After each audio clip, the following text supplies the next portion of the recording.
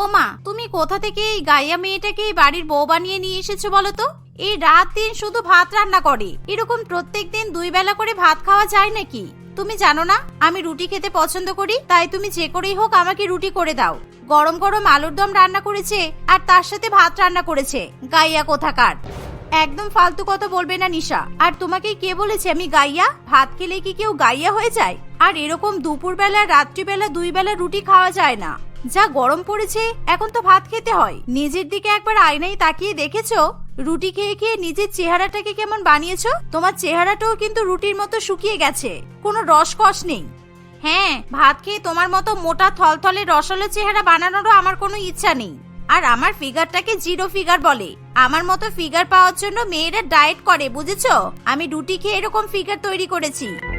উফ, তোরা দয়া করে এবার চুপ কর না, পাড়ার লোকে এবার জড়ো হয়ে যাবে। এরকম বউয়ের ভাত খাওয়া আর ননদের রুটি খাওয়া নিয়ে দিনরাত ঝগড়া শুনতে আমার আর ভালো লাগে না।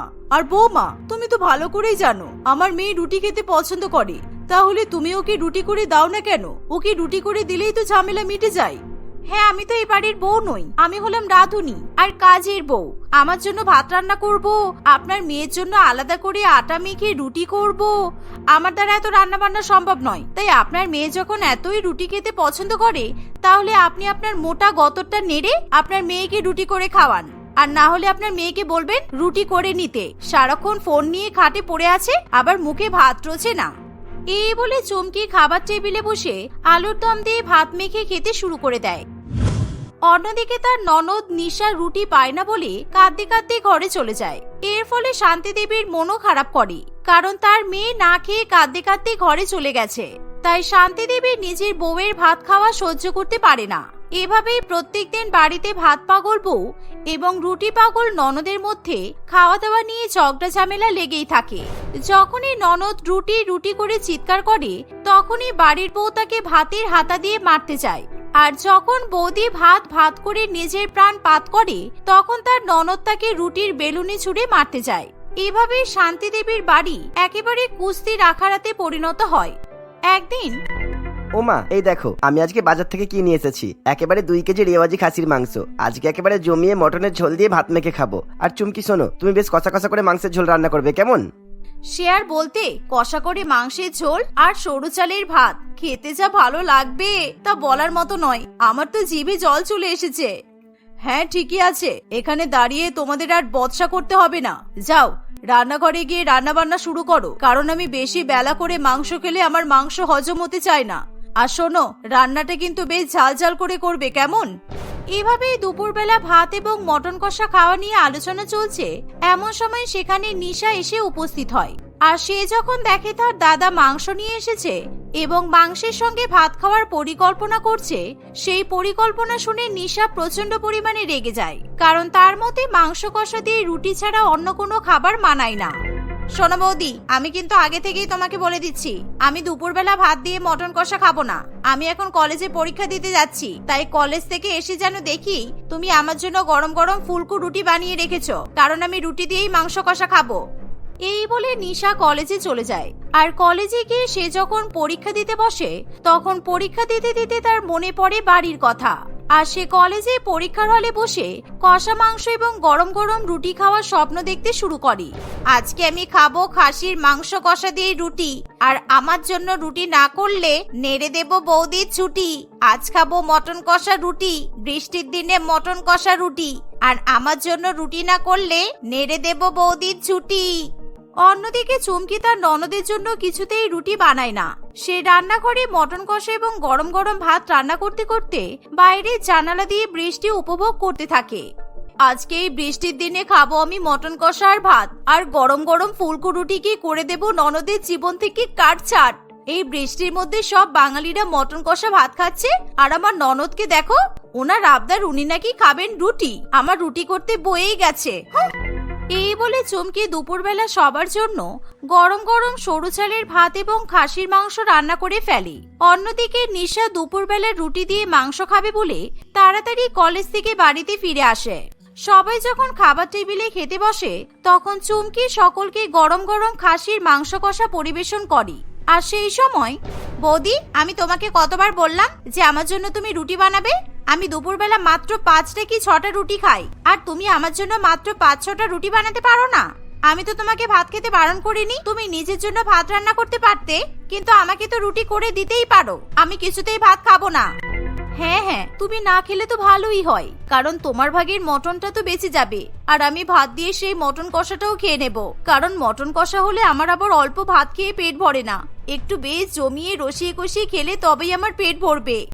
এভাবে চুমকি নিশার কোনো কথাতেই পাত্তা দেয় না, সে বেশি বেশি করে মটন কষা দিয়ে ভাত মেখে খেতে থাকে। আর এই দেখে নিশা প্রচন্ড পরিমাণে রেগে যায়।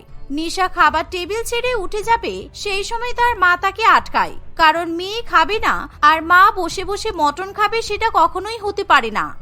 ওফ নিশা, এত রেগে যাচ্ছিস কেন? তোর বৌদি তোর জন্য রুটি করেনি তাতে কি হয়েছে? আমি তোর জন্য ঠিক 10টা রুটি বানিয়ে রেখেছি, কারণ আমি জানি মাংস কষা হলে তুই রুটি খাস, আর তুই ভীষণ পরিমাণে রুটি খেতে পছন্দ করিস। তাই তুই বস, আমি তোকে রুটি নিয়ে এসে দিচ্ছি। এই বলে শান্তি দেবী রান্নাঘর থেকে গরম গরম ফুলকো রুটি নিয়ে চলে আসে এবং মেয়ের পাতে রুটি এবং মাংস পরিবেশন করে দেয়। সেই দেখে ভাত পাগল বউ একেবারে জ্বলে ওঠে, কারণ সে যখন মাংস ভাত রান্না করে স্নান করতে গিয়েছিল, সেই সময় তার শাশুড়ি মা রান্নাঘরে গিয়ে মেয়ের জন্য রুটি বানিয়ে রাখে।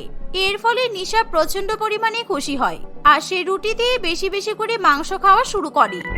ও, নিজের মেয়ে ভাত খায় না রুটি খায় বলে আপনি ওকে রুটি করে দিলেন, আর আমি যখন বলি আমার জন্য একটু ভাত বসিয়ে দেবেন, তখন তো আপনার গায়ে জ্বর আসে বলুন, কারণ আমি তো আর আপনার মেয়ে নই, আমি হলাম আপনার বাড়ির বউ। শুধুমাত্র আমি যখন ভাত বসাতে বলি তখন আপনার হাতে ব্যথা হয়, কোমরে ব্যথা হয়, আর এতগুলো রুটি বেলে সেকতে আপনার হাতে ব্যথা হলো না, কোমরেও ব্যথা হলো না বলুন? সত্যি আপনি আর আপনার মেয়ে একেবারে দুই মুখো সাপ। চুপ করো বৌমা, এখন খাওয়ার সময় এত বড় বড় বাজে কথা বলো না।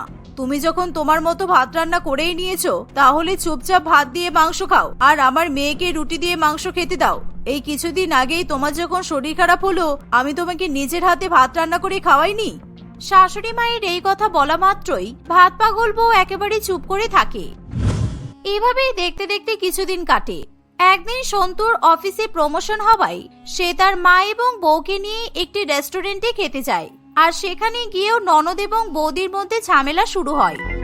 এই, তুমি ওয়েটারকে ডাকো আর গলদা চিংড়ির মালাইকারি, তার সঙ্গে সরু চালের ভাত, বিরিয়ানি আর ফ্রাইড রাইস অর্ডার করো, কারণ তুমি যখন তোমার টাকা খরচা করে রেস্টুরেন্টে খাওয়াতে নিয়ে এসেছো, তাহলে তোমার বউ যা যা বলবে সেটাই অর্ডার করতে হবে। কেন গো বৌদি, তুমি দাদার বউ বলে তুমি ভাত অর্ডার করলে, আর তাই বলে কি আমাকেও ভাত খেতে হবে? দাদা, তুই আমার জন্য গরম গরম রুটি আর তার সাথে মটন কিমা, চিকেন চাপ অর্ডার কর। আমি রুটি খাবো, আমি ভাত খাবো না। হ্যাঁ, তোমার দাদার টাকা তো গাছে ফলে, বলো যে আমার জন্য চিংড়ি মাছের মালাইকারি আর ভাত অর্ডার করবে, তোমার জন্য রুটি অর্ডার করবে, তার সাথে আবার মটন কিমা। তার থেকে বলি শোনো, তুমি রেস্টুরেন্টের বাইরে ওই যে ফুটপাতে 5 টাকার রুটি আর আলুর তরকারি বিক্রি হচ্ছে, তুমি বরঞ্চ সেখান থেকে রুটি আলুর তরকারি খেয়ে নাও। তোমরা দুজনে দয়া করে চুপ করবে, কারণ তোমরা যেভাবে ঝগড়া করছো, রেস্টুরেন্টে সবাই আমাদের দিকে তাকিয়ে আছে। আমার কিন্তু ভীষণ খারাপ লাগছে, আর তোমরা যদি এরকম করে ঝগড়া করতে থাকো, আমি কিন্তু এখান থেকে উঠে চলে যাব। হ্যাঁ মা, তুমি একদম ঠিক কথাই বলেছো। আর নিশা, সত্যি বলছিস তুই রেস্টুরেন্টে খেতে এসে রুটি দিয়ে মটন কষা খাবি? আমি কিন্তু তোর জন্য রুটি অর্ডার করতে পারবো না। আমি আমার বউয়ের কথা শুনে ভাত আর চিংড়ি মাছের মালাইকারি অর্ডার করে দিচ্ছি। এই বলে সন্তু গরম গরম ভাত এবং গলদা চিংড়ির মালাইকারি অর্ডার করে, আর সন্তু এবং তার বউ দুজনে মিলে বেশি বেশি করে ভাত এবং মালাইকারি খেয়ে নেয়। অন্যদিকে শাশুড়ি মায়ের মুখ ছোট হয়ে যায়, কারণ তার মেয়ে নিজের পছন্দ মতো রুটি খেতে পারে না। তাই তারা খাওয়া দাওয়া করে যখন রেস্টুরেন্ট থেকে বেরিয়ে যায়, তখন ফুটপাতের ধারে গরম গরম রুটি বিক্রি হতে দেখে নিশা নিজের লোভ সামলাতে পারে না। সে তার মায়ের কাছ থেকে 50 টাকা নিয়ে ফুটপাতের ধারে দাঁড়িয়ে দাঁড়িয়ে গরম গরম রুটি আলুর তরকারি খেতে শুরু করে দেয়। ওই দেখো, তোমার ভিকিরি বোনকে দেখো, রেস্টুরেন্টে রুটি গিলতে পারেনি বলে তোমার বোন একেবারে মরে যাচ্ছে, এরকম রাস্তার ধারে দাঁড়িয়ে দাঁড়িয়ে রুটি খাচ্ছে, আর তোমার মা আবার ওকে রুটি খাওয়ার জন্য 50 টাকা দিয়েও দিল। ছি! বৌদি, তোমার এত বড় বড় কথা, দাঁড়াও তোমাকে মজা দেখাচ্ছি। আমার রুটি খাওয়া দেখে তোমার যখন এতই গা জ্বলে যায়, তাহলে তোমার গা আমি আরো ভালো করে জ্বালিয়ে দেব। এই বলে নিশা তার বৌদির উপর ভীষণ পরিমাণে রেগে যায়, আর সে গরম গরম রুটি এবং তরকারি তার বৌদির গায়ে ছুঁড়ে মারে। এরকম গরম গরম রুটি এবং তরকারি যখন চুমকির গায়ে এসে পড়ে, তখন চুমকি একেবারে ভ্যাবাচ্যাকা খেয়ে যায়, আর সে তার ননদের উপর রেগে গিয়ে তার ননদের চুলের মুঠি ধরে টেনে আনে। এভাবে রাস্তার মধ্যে ভাত পাগল বউ এবং রুটি পাগল ননদের মধ্যে একেবারে তুলকালাম মারপিট বেঁধে যায়। আরে তোমরা কি করছো? প্লিজ এরকম করো না, সবাই তোমাদের দিকে তাকিয়ে আছে যে। ধুর, তোমরা রাস্তার মধ্যে মারপিট করছো কেন? এই চুপ কর শয়তান, তুই আমাকে থামতে বলছিস কেন? আমার আর তোর মধ্যে কিন্তু এবার ঝামেলা হয়ে যাবে, আর আমি এবার তোকে কেলাবো। তোর বোন যখন আমার গায়ে রুটি ছুঁড়ে মারলো তখন তুই দেখতে পাসনি? বদমাইশ রুটি পাগল মেয়ে একটা, ও আবার রুটির সঙ্গে আমার ভাতের তুলনা করে। আর শোনো সন্তু, তুমি কিন্তু আমাদের ঝগড়া থামাতে এসো না, না হলে কিন্তু তোমার উপর আমার হাত উঠে যাবে। আমার রুটি ফালতু, তোর ভাত ফালতু, ভাত পাগল মোছোয়া বউ একটা। নিজের বউয়ের এরকম মারকুটে রূপ দেখে সন্তু প্রচন্ড পরিমাণে অবাক হয়। তাই সন্তু তখন না পেরে তাদের ঝামেলার মধ্যে ঝাঁপিয়ে পড়ে আর তাদের ঝগড়া সামলাতে যায়। তখন নিশা এবং চুমকি দুজনেই সন্তুর উপর প্রচন্ড পরিমাণে রেগে যায়, আর তারা দুজনেই সন্তুর হাত থেকে দামি ফোন নিয়ে রাস্তার মধ্যে ছুঁড়ে ফেলে দেয়। এর ফলে সন্তুর 1 লক্ষ টাকার ফোন একেবারে ভেঙে চুরমার হয়ে যায়।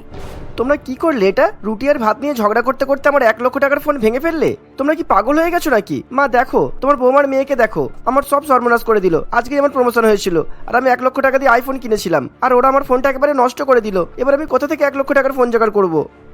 এই, তুই কেন তোর বৌদির সঙ্গে ঝামেলা করতে গেছিস? তোর লজ্জা করলো না রাস্তার মধ্যে এরকম বৌদির সঙ্গে মারপিট করতে? আর তুই ওর গায়ে গরম গরম রুটি ছুঁড়ে মারতে গেলি কেন?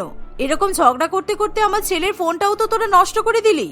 সন্তুর 1 লক্ষ টাকা দামি ফোন যখন চুরমার হয়ে যায় এবং সন্তুর মা যখন কান্নাকাটি করতে শুরু করে, সেই সময় চুমকি এবং নিশার হুঁশ ফিরে আসে। তাই তারা দুজনে লজ্জায় একেবারে কাঁদতে কাঁদতে মাথা নিচু করে ফেলে। আমাকে ক্ষমা করে দাও, আমার ভুল হয়ে গেছে সন্তু, আমি বুঝতে পারিনি। রাগের মাথায় কি যে হয়ে গেল আমি সত্যি বুঝতে পারছি না। আমি আর ভাত খাওয়ার জন্য কখনোই পাগলামি করব না, তুমি আমাকে ক্ষমা করে দাও। হ্যাঁ বৌদি, তুমি একদম ঠিকই বলেছ, আমিও দাদার ফোন ভেঙে যাওয়ার জন্য দায়ী। তাই দাদা, তুই দয়া করে আমাকে ক্ষমা করে দে, আর আমিও জীবনে রুটি নিয়ে পাগলামি করব না। সেদিনের পর থেকে নিশা এবং চুমকি দুজনেই ভাত এবং রুটি পাগলামি ছেড়ে দেয়, আর তারা দুজনেই ভাত রুটি মিলিয়ে স্বাভাবিকভাবে খাবার খেয়ে সকলের সঙ্গে সুখে শান্তিতে সংসার করে। এই বছর টিনা বিয়ের পরে শ্বশুরবাড়িতে প্রথমবার ঈদের উৎসব উদযাপন করবে। সেই কারণে টিনা ভীষণ পরিমাণে উৎসাহিত থাকে। সে এই বছর ঈদ উদযাপন নিয়ে নানান রকমের পরিকল্পনা করতে থাকে। আর যেহেতু তার অনেক ধনী পরিবারে বিয়ে হয়, তাই সে ঈদের দিন নানান রকম দামি দামি উপহার কেনার পরিকল্পনা করে। টিনার স্বামী রাজু এবং শাশুড়ি মা চম্পা খুবই ভালো মনের মানুষ ছিল, আর তারা টিনাকে ভীষণ পরিমাণে স্নেহ করে। তাই তারা সবসময় টিনার নানান রকমের আবদার পূরণ করার চেষ্টা করতে থাকে। একদিন, আর কিছুদিন পরেই ঈদ, আর এই বছরই ঈদে আমাদের সঙ্গে বাড়িতে আরেকটা সদস্য বেড়ে গেছে, সেটা হলো আমাদের নতুন বৌমা। তাই এই বছর আমাদের বৌমাকে অনেক অনেক উপহার দিতে হবে, যাতে ও ভালো করে ঈদ কাটাতে পারে। হ্যাঁ মা, আমি আজকে সন্ধ্যাবেলা তোমার বৌমাকে শপিং করতে নিয়ে যাব, আর ওর মন যা চাই আমি ওকে তাই কিনে দেবো। চম্পা এই কথা শুনে ভীষণ পরিমাণে খুশি হয়, আর বৌমার শপিং করার জন্য ছেলের কাছে 20,000 টাকা দিয়ে দেয়। ফলে রাজু সেই দিন সন্ধ্যাবেলা টিনাকে নিয়ে শপিং করতে বেরোয়। টিনা এবং রাজু একসঙ্গে ঈদের জন্য দামি দামি লেহেঙ্গা, শেরওয়ানি, ঘর সাজানোর সুন্দর সুন্দর জিনিসপত্র এবং বিভিন্ন দামি দামি খাবার কেনে। আর সাথে সাথে টিনা নিজের সব বান্ধবীদেরকে ঈদের উপহার দেওয়ার জন্য বিভিন্ন রকমের দামি ড্রাই ফ্রুটস কিনে নেয়। তাদের সমস্ত শপিং করা হয়ে গেলে বাড়িতে ফিরে যায়। বাড়িতে এসে তারা দেখে যে চম্পা তার বৌমার জন্য অনেক দামি দামি উপহার সাজিয়ে রেখেছে। এই দেখো বৌমা, আমি অনলাইনে তোমার জন্য ঈদ উপলক্ষে অনেক দামি দামি শাড়ি আর খাবার অর্ডার করেছিলাম, সেগুলো সবই চলে এসেছে। তুমি কিন্তু ঈদের দিন এগুলো ব্যবহার করবে। শাশুড়ি মায়ের কাছে এত সুন্দর সুন্দর উপহার পেয়ে টিনা খুবই খুশি হয়। তাই সে সমস্ত উপহার খুলে দেখতে থাকে। এই সময় টিনার মাথায় একটা পরিকল্পনা আসে। আচ্ছা মা, প্রত্যেক বছর আপনি আর রাজু ঈদ পালন করতেন, আর এবছরও আমরা আমাদের পরিবারের সঙ্গে ঈদ উদযাপন করব, কিন্তু এবছরে যদি একটু আলাদা কিছু করা যায় তাহলে কেমন হতো? ঈদ উপলক্ষে একটু আলাদা কিছু করা যেত মানে? তুমি কি বলতে চাইছো? তুমি ঈদ উপলক্ষে কি করতে চাও আমাদেরকে সেটা বলো। তোমার যা ইচ্ছে হয় আমরা তোমাকে সেটাই করতে দেব। মা, ঈদ উপলক্ষে আমরা যদি সবাইকে আমাদের বাড়িতে নিমন্ত্রণ করে খাবার খাওয়াতে পারি, কারণ আমি ঠিক করেছি এবার ঈদের দিন মটন বিরিয়ানি, চিকেন চাপ, লুচি, কিমা, ছোলা, সিমুই, রসগোল্লা তৈরি করব। তাই আমি সবাইকে নিমন্ত্রণ করে খাবারগুলো খাওয়াতে চাই। তুমি সবাইকে ঈদের দিন নিমন্ত্রণ করে খাওয়াতে চাইছো, সেটা ভালো কথা, কিন্তু তুমি একা হাতে এসব কিছু করতে পারবে? হ্যাঁ, নিশ্চয়ই করতে পারবো। আমি চাই ঈদের দিনে আমার বান্ধবীদের, আমার বাপের বাড়ির লোকজনকে আর এছাড়াও আপনাদের আত্মীয় স্বজনকে আমাদের বাড়িতে নিমন্ত্রণ করতে। তাহলে আমরা সবাই মিলে ঈদের দিন ভালো করে মজা করতে পারবো। টিনার কথা শুনে রাজু এবং তার মা দুজনেই সকলকে ঈদের দিন নিমন্ত্রণ করার জন্য রাজি হয়ে যায়, আর সবাইকে ফোন করে নিমন্ত্রণ করার দায়িত্ব পড়ে টিনার উপর। তাই টিনা তার বাপের বাড়ির লোকেদেরকে ফোন করে নিমন্ত্রণ করতে শুরু করে দেয়। এমনকি সে তার বান্ধবীদেরকেও ফোন করে। সবাই ঈদের দিন এরকম এলাহি নিমন্ত্রণ পেয়ে ভীষণ পরিমাণে খুশি হয়। সেই কখন থেকে আমি পাপিয়াকে ঈদের দিন নিমন্ত্রণ করার জন্য ফোন করছি, কিন্তু ও কিছুতেই ফোন ধরছে না। কি জানি কেন, এই নিয়ে সকাল থেকে 10 বার ফোন করলাম, তবুও ফোন ধরতেই চাইছে না। আরে তোমার বান্ধবী যখন ফোন ধরতে চাইছে না, তুমি তাহলে ওর বাড়ি থেকে নিমন্ত্রণ করে আসো, তাহলে তো সমস্যার সমাধান হয়ে যায়। এতে তোমার বান্ধবীর সাথে দেখাও হয়ে যাবে আর ঈদের নিমন্ত্রণ দেওয়া হয়ে যাবে। হ্যাঁ, তুমি একদম ঠিকই বলেছো, কারণ আমি পাপিয়ার বাড়ি চিনি, আর আজকে সন্ধ্যাবেলায় আমি ওর বাড়িতে গিয়ে নিমন্ত্রণ করে আসবো। এই বলে সন্ধ্যাবেলা টিনা পাপিয়ার বাড়িতে যাওয়ার জন্য সমস্ত কাজ আগে আগে সেরে ফেলে। আর সন্ধ্যা হতে না হতেই সে গাড়ি নিয়ে বাড়ি থেকে বেরিয়ে পড়ে। কিন্তু ঈদের আগে এরকম ফাঁকা হাতে সে পাপিয়ার বাড়ি যেতে চায় না, তাই সে একটা বড় মিষ্টির দোকান দেখে গাড়ি থামায়। পাপিয়ার শ্বশুর বাড়িতে আমি প্রথমবার যাচ্ছি, তাও আবার ওকে নিমন্ত্রণ করতে, তাই আমি ওর জন্য কিছু দামি দামি মিষ্টি নিয়ে যাই, তাহলে পাপিয়া আর ওর শ্বশুর বাড়ির লোকেরা খুবই খুশি হবে। এই বলে টিনা সবার জন্য রাবড়ি, কাজু বরফি, হালুয়া এবং সন্দেশ কেনে এবং আবার পাপিয়ার শ্বশুর বাড়ির উদ্দেশ্যে রওনা দেয়। কিছুক্ষণের মধ্যেই সে পাপিয়ার বাড়িতে গিয়ে পৌঁছায়। তুই এখানে কি করছিস টিনা? আর তুই আমার শ্বশুর বাড়িতে আসার আগে একবার আমাকে ফোন করার প্রয়োজন মনে করলি না? এরকম না জানিয়ে চলে আসলি। তুই আমার সাথে এরকম করে কথা বলছিস, আর আমি তো শ্বশুর বাড়িতে এসেছি বলে তোর কি কোনো সমস্যা হচ্ছে? তুই ভালো করে তোর ফোনটা চেক কর তো, কারণ আমি সেই সকাল থেকে তোকে অন্ততপক্ষে 20 বার ফোন করেছি, কিন্তু তুই আমার ফোন ধরিসনি। আর শোন, আমি ঈদের দিন আমাদের বাড়িতে আমার বান্ধবীদের, আত্মীয় স্বজন সবাইকে নিমন্ত্রণ করে খাওয়াবো। আর তুই যেহেতু আমার প্রিয় বান্ধবী, তাই তোকে আর তোর পরিবারকে আমি নিমন্ত্রণ করতে এসেছি। তোর শাশুড়ি মা আর স্বামী কোথায়? পাপিয়ার ফোন সাইলেন্ট থাকায় সে টিনার কল রিসিভ করতে পারে না, কিন্তু টিনা হাজারবার জিজ্ঞাসা করলেও সে কিছুতেই তার শাশুড়ি মা এবং স্বামীকে ডাকতে চায় না। ওরা একটু কাজে ব্যস্ত আছে, তাই আসতে পারবে না। আর তুই যেহেতু আমাকে নিমন্ত্রণ করেছিস, তাই আমি তোর বাড়িতে যাওয়ার চেষ্টা করব। এখন আমাকে একটু বেরোতে হবে রে, তোর সঙ্গে একেবারে ঈদের দিন দেখা হবে, কেমন? পাপিয়ার এমন কথা শুনে টিনা ভালো মতোই বুঝতে পারে যে পাপিয়া তাকে বেশিক্ষণ বাড়িতে বসতে দিতে চাইছে না। ফলে টিনাও আর কোনো রকম কথা বাড়ায় না। সে পাপিয়ার হাতে মিষ্টির প্যাকেট দিয়ে সেখান থেকে বাড়িতে চলে যায়। দেখতে দেখতে কিছুদিন কাটে, আর সকলকে নিমন্ত্রণ করে খাওয়ানোর জন্য টিনা নিজের হাতে বাজার করতে শুরু করে দেয়। আর সে ইউটিউবে রান্নার নানান রকমের রেসিপি দেখতে থাকে। টিনা, আমি ঈদের দিন আমাদের গোটা বাড়িটাকে এবারে বিভিন্ন আলোকসজ্জা দিয়ে সাজিয়ে দেবো, আর বাড়িতে বিভিন্ন ধরনের ফুলও লাগাবো, তাহলে সবাই আমাদের বাড়িতে আসলে এত সুন্দর সাজানো দেখে খুব আনন্দ পাবে। কিন্তু অন্যদিকে পাপিয়া ঈদের দিন কিভাবে টিনার বাড়ি যাবে সেই নিয়ে ভীষণ পরিমাণে দুশ্চিন্তা করতে থাকে, কারণ সে ভালো করেই জানে তার স্বামী এবং তার শাশুড়ি মা ঠিক সুবিধার মানুষ নয়। তাই সে নিজের শ্বশুরবাড়ির পরিবারকে নিয়ে পাপিয়ার বাড়িতে নিমন্ত্রণে কিছুতেই যেতে চায় না।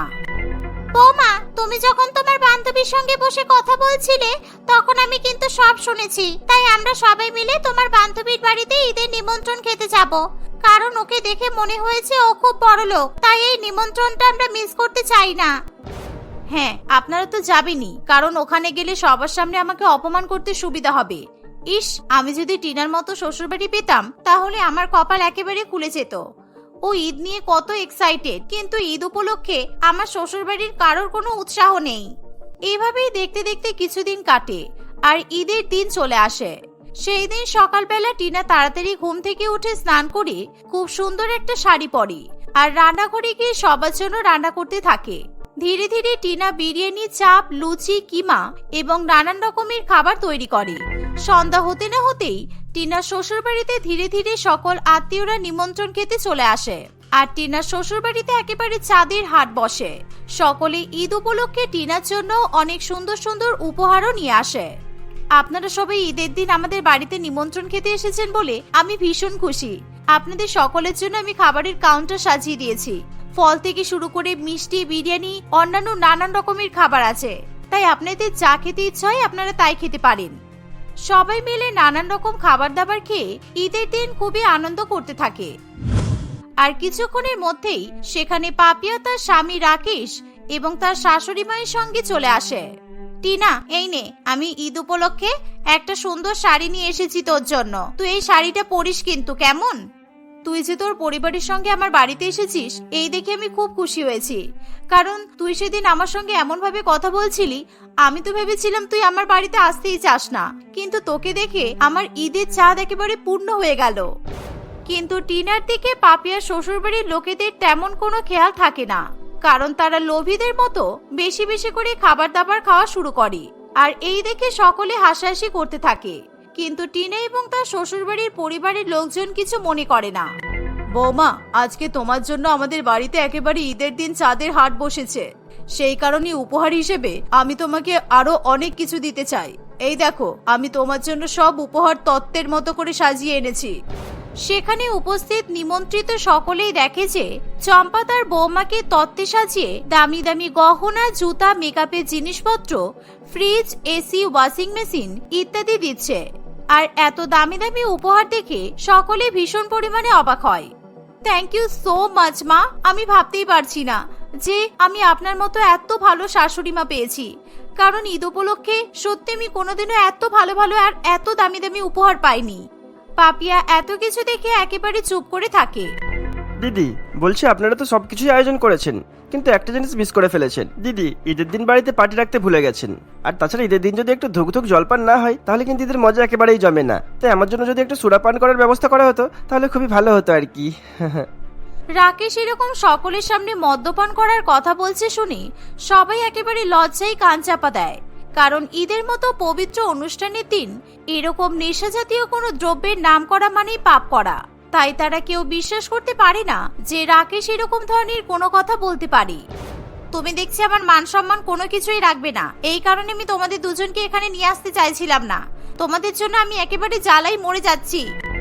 আপনি ঈদের দিন এরকম ধরনের কথা বলতে পারলেন দাদা? ছি, আমি একেবারে নিজের কানে বিশ্বাস করতে পারছি না। শুধুমাত্র আপনার জন্য আমাকে আর আমার বান্ধবীকে সবার সামনে লজ্জিত হতে হলো। টিনা, তুই অনেক সুখে আছিস রে, কারণ তোর শাশুড়ি মা তোকে অনেক ভালোবাসে। কিন্তু আমি একদম ভালো নেই, আর আজকে আমি সেটা বলতে বাধ্য হচ্ছি। প্রত্যেকদিন আমার স্বামী মদ খেয়ে এসে আমার উপর অত্যাচার করে, আর শাশুড়ি মা তাতে সহযোগিতা করে।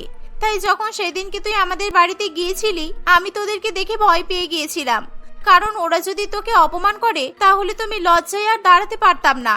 আর আজকেও আমি আসতে চাইনি, শুধু তোর মতো বড়লোক শ্বশুরবাড়িতে ঈদের নিমন্ত্রণ পেয়ে আমার শাশুড়ি মা স্বামী লোভ সামলাতে না পেরে এখানে এসেছে। ভালো করেছিস তুই যে এখানে এসেছিস, কারণ তুই যদি এদেরকে না নিয়ে আসতিস তাহলে আমরা বুঝতেই পারতাম না যে এরা কতটা ছোট লোক।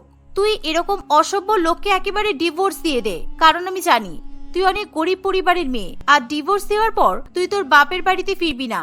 সেই কারণে আজকে ঈদের দিন বলছি তোর সমস্ত দায়িত্ব আমরা নেব। এই কথা শুনে পাপিয়ার চোখ একেবারে জলে ভরে যায়।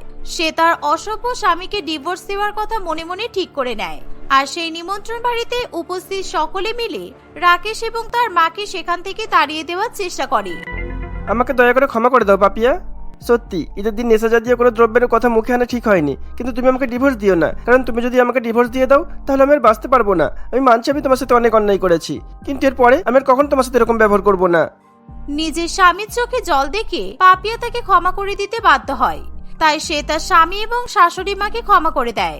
তারপর তারা সকলে মিলে একসঙ্গে ঈদ উদযাপন করে। আর পরবর্তীকালে কোনোদিনও পাপিয়ার স্বামী এবং শাশুড়ি মা তাকে অত্যাচার করে না। আর টিনাও তার শ্বশুরবাড়ির সঙ্গে সুখে শান্তিতে সংসার করে। টিনার নিমন্ত্রণ পেয়ে সকলে তাদের বাড়িতে একত্রিত হয়, সবাই মিলে খাওয়া দাওয়া করে এবং একসঙ্গে পবিত্র ঈদ উদযাপন করে।